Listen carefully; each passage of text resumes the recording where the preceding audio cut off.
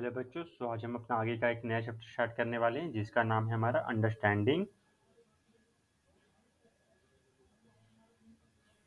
Understanding the शायद I guess एक minute understanding the shapes. हाँ, अंडरस्टैंडिंग द एलिमेंट्री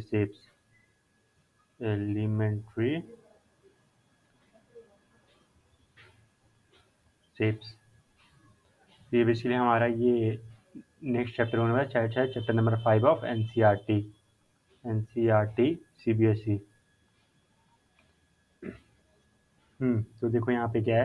तो देखो, इसके पहले वाले चैप्टर्स में मैंने बताया था कि अगर आपने वो नहीं देखा है तो मैं इसका यहाँ पे ये प्लेलिस्ट मैंने ऐड कर रखा है इस वीडियो के आई कार्ड में, तो वहाँ आगे देख सकते हो। देखो, उसमें बेसिकली हमारा क्या था। सबसे पहले हमारा बेसिक शेप हमने क्या पढ़ा था, पॉइंट्स के बारे में। दूसरा हमारा था लाइन सेगमेंट। तीसरा था हमारा बेसिकली ये एंगल्स एंगल्स।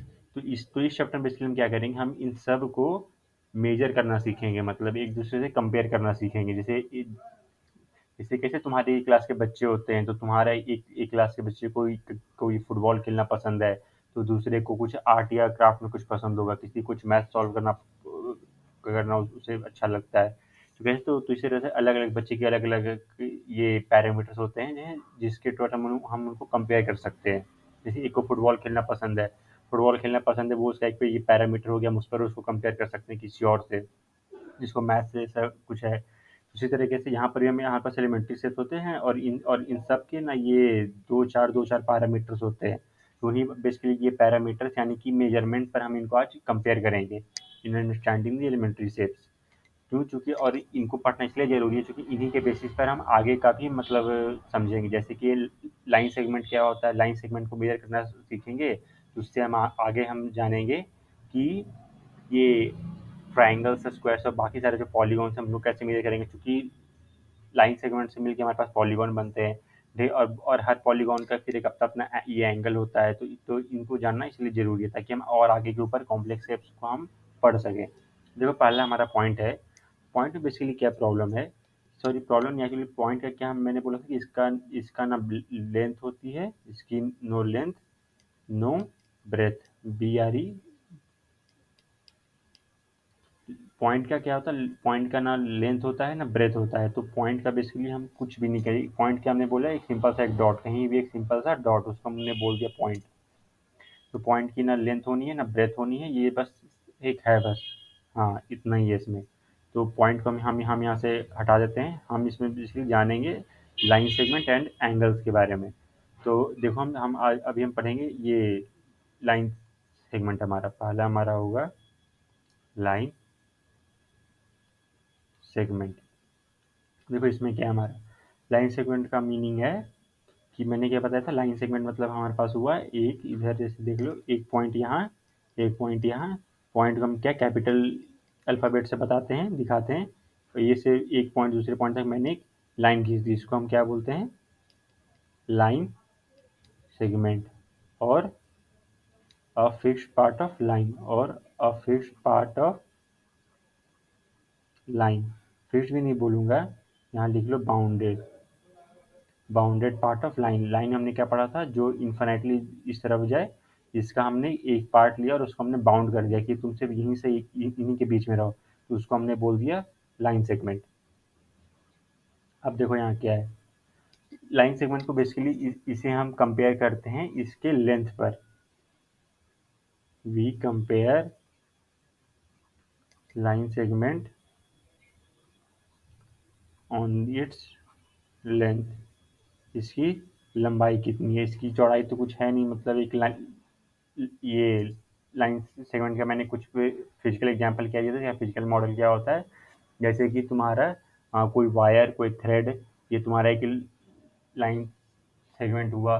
या और कुछ और ले, जैसे तुम्हारी ये पानी की पाइप्स, वो भी तुम्हारी एक लाइन सेगमेंट होती है। हम पता है उसमें उसकी एक चौड़ाई एक मोटाई होती है, पर मैथमेटिक्स में हम इनको बोलेंगे इसकी एक मेनली इसकी एक चौड़ाई होती है बस। हम इसको बोलेंगे वो एक चौड़ाई है, जैसे कि एक धागा तुम्हारा, उसके उसके हम उसकी थिकनेस होती है, पर ये बहुत मतलब मिलीमीटर्स में होती है, तो उसको हम उसको हम उतना ये सिग्निफिकेंट नहीं होता है हमारे प्रैक्टिकल लाइफ में। तो लाइन सेगमेंट को हम मेजर करते हैं उनकी लेंथ पर। They compare line segment on its length. Length को हम क्या चीज़ से डिनोट करते हैं, ऑब्वियसली एक छोटे एल से हम दिखा सकते हैं, L equal to anything, it could be starting from one, क्योंकि जीरो में तो मतलब वो एक पॉइंट ही बनकर रह गया, तो जीरो नहीं होता, वन से स्टार्ट होता है, वन से लेकर टिल इन्फिनिटी तक। इन्फिनिटी में तो हालांकि वो हो जाएगा लाइन, पर वन से स्टार्ट होता है हमारा टिल एन नेचुरल नंबर तक, तो हम उसको बोलते हैं लाइन सेगमेंट। और उसकी लेंथ को हम दिखाएंगे एल से। अब देखो क्या है, अब इसको हम ये कंपेयर कैसे करते हैं, यहाँ लिख लेता हूँ एक minute, ways to measure length L of a line segment of a line segment। देखो सबसे पहला हमारे पास तरीका क्या होता है, पहला हमारे पास क्या होता है, बाई सिंपली लुकिंग।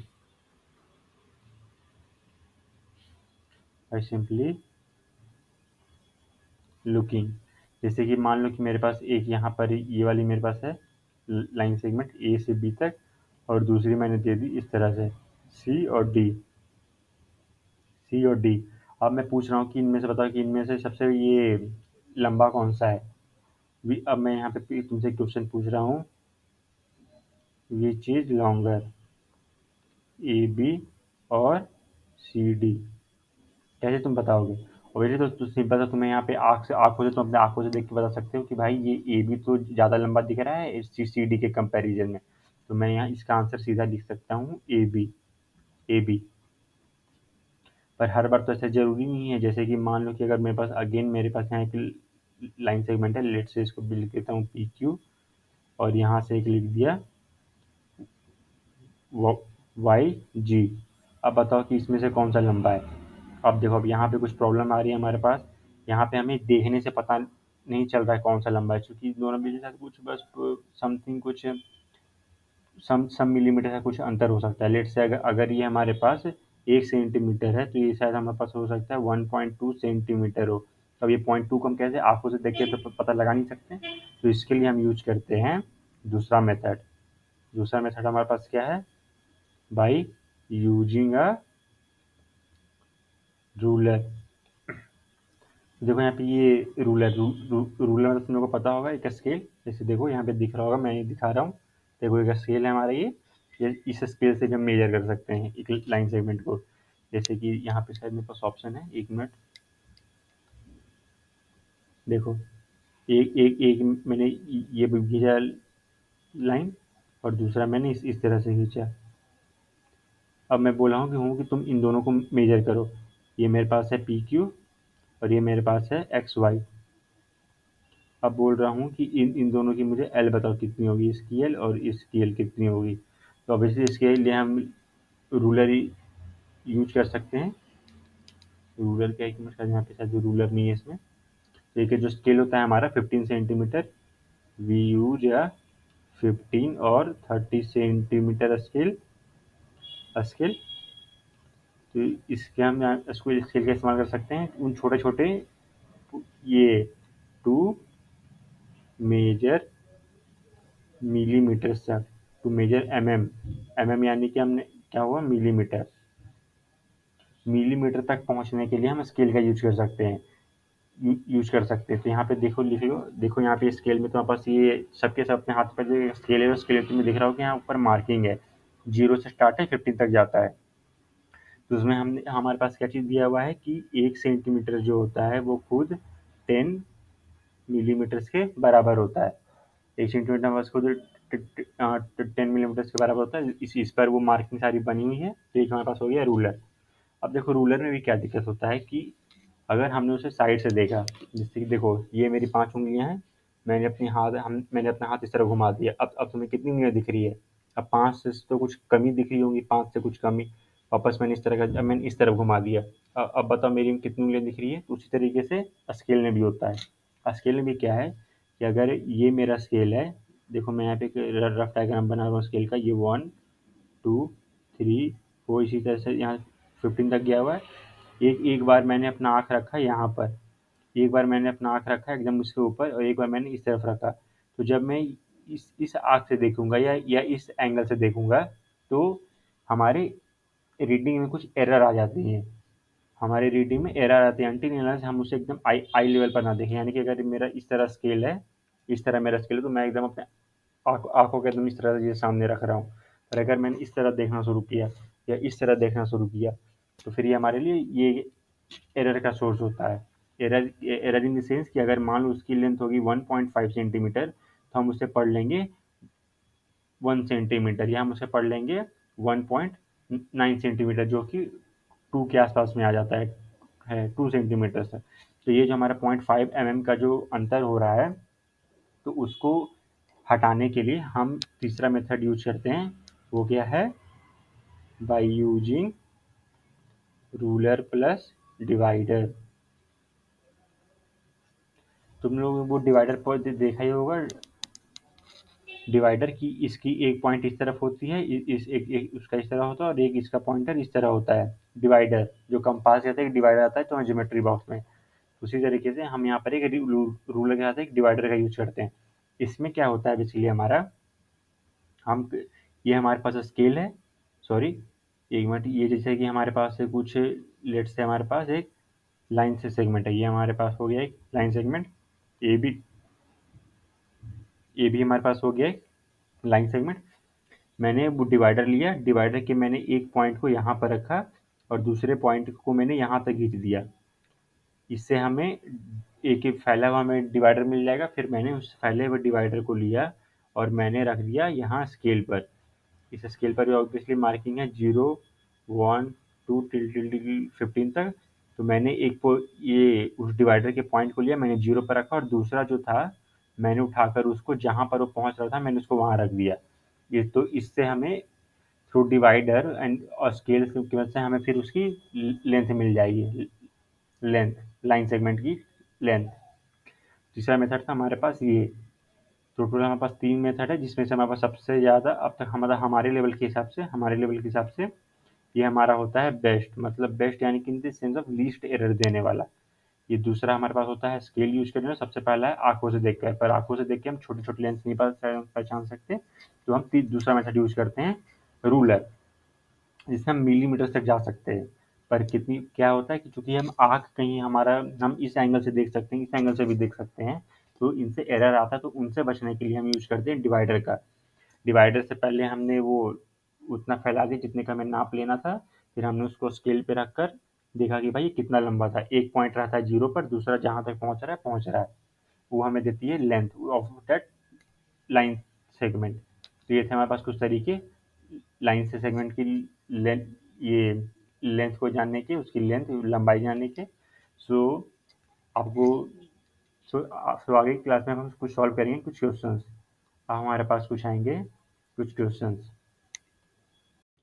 हाँ तो बच्चों, अब हम कुछ क्वेश्चन सॉल्व करेंगे, और हमारा बेसिकली पहला क्वेश्चन हमको पूछ रहा है कि आप डिसएडवांटेज बताओ इस मेथड के। देखो ये पहला जो मेथड हम ये मैंने भी बताया कि बाई सिंपली लुकिंग, यानी कि ऑब्जर्वेशन के के क्या चीज़ मतलब ये नुकसान है। देखो सबसे इसका मेन नुकसान यही है कि जो छोटे छोटे जो जो डिफरेंसेस होते हैं, जो मिलीमीटर्स में होते हैं, जैसे कि मैंने बताया कि अगर यहाँ पे एक लाइन 1 सेंटीमीटर की है, दूसरी 1.2 सेंटीमीटर की है, यानी कि 1 सेंटीमीटर एंड 2 मिलीमीटर की है, तो आप ये 2 मिलीमीटर का फ़र्क कैसे पहचानोगे? तो ये 2 मिलीमीटर का फ़र्क हमारी आंखों से पता चलने नहीं वाला। तो पहला इसका मेन डिसएडवांटेज यही है कि हम ये छोटे छोटे जो जो मतलब ये होते हैं, मतलब डिफरेंसेस, वो हमें पता नहीं चलते हैं। तो इसका मेन मतलब नुकसान यही है पहले वाले मेथड का। तो यहाँ ये, और दूसरा क्वेश्चन हमारा पूछ रहा है क्या, दूसरा पूछ रहा है कि है कि ना फिर, तो कि ये तो फिर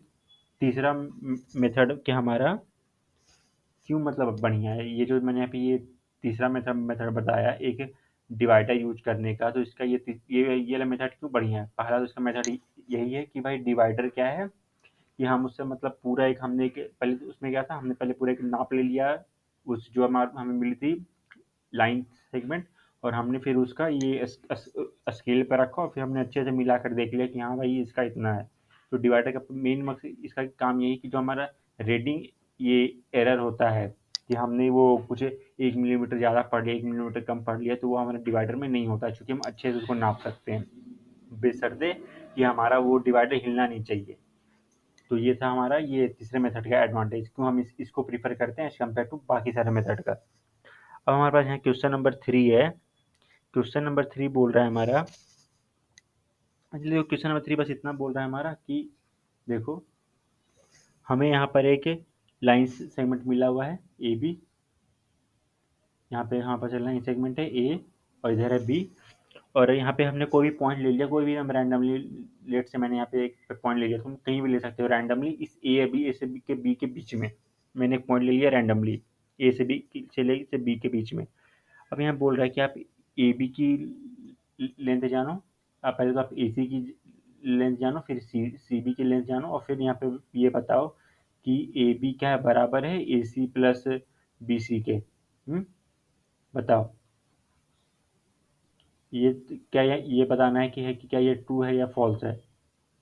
मैंने बोला कि ये जो लाइन है पूरी यहाँ से लेके यहाँ तक वो ए सी के है प्लस सी बी है क्या यहाँ पे A B equal to A C plus B C, obviously तो ये हमारा ट्रू होगा। तो यहाँ पे बेसिकली हमारा एक कंसेप्चुअल क्वेश्चन था कि जब भी अगर हमें कोई लाइन दी हुई है ए बी और उसके बीच में लेट से कहीं भी पॉइंट है सी, तो ए सी प्लस सी बी हमेशा ए बी के बराबर होगा। अगर मान लो यहाँ पे ए सी हमें दिया हुआ है 4 और ये हमें दिया हुआ है 3, तो ए बी हमेशा और ये 7 सेंटीमीटर के बराबर होगा। तो बेसिकली कंसेप्चुअल क्वेश्चन था, ये तुम्हें बस समझना है, याद रखना है। अब देखो यहाँ क्या है, यहाँ पे एक मेन क्वेश्चन है, यहाँ पे ये प्रूफ वाला है। ये प्रूफ वाले क्वेश्चन में क्या बोल रहा है, प्रूफ वाला क्वेश्चन बोल रहा है कि एक बी एक मिड पॉइंट है एसी का।